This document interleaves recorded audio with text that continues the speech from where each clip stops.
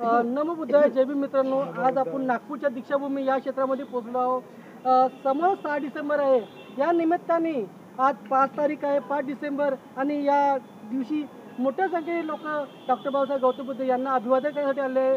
मान्यवर साहेब सुद्धा जाणून घेऊया त्यांची काय प्रतिक्रिया. सर, आपला पहिल्यांदा सांगा. मी देवानंद वानखडे, भारतीय बौद्ध महासभेचा केंद्रीय शिक्षक, नागपूर जिल्हा उपाध्यक्ष.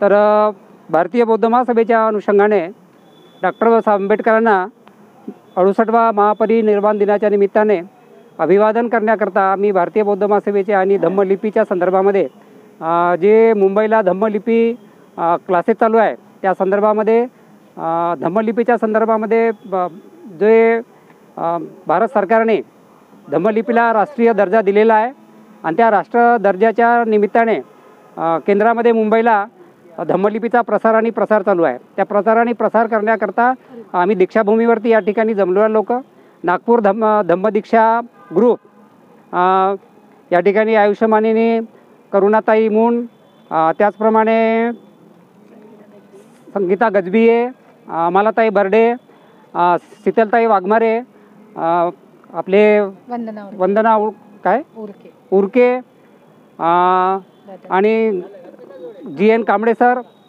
असे आम्ही सर्व या ठिकाणी जमलेलो आहोत.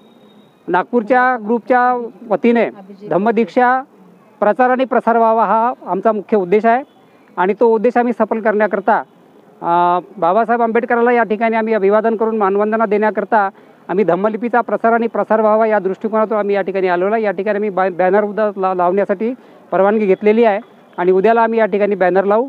अशा प्रकारचा धम्मलिपी, जे सम्राट अशोकाच्या काळामध्ये जी धम्मलिपी होती त्या धम्मलिपीचा प्रचार आणि प्रसार भारतभर व्हावा हा आमचा उद्देश आहे आणि त्या उद्देशाने जे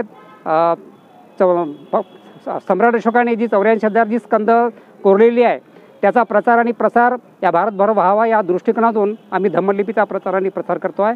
एवढंच बोलतो. सर्वांना जय भीम, नमो बुद्धाय.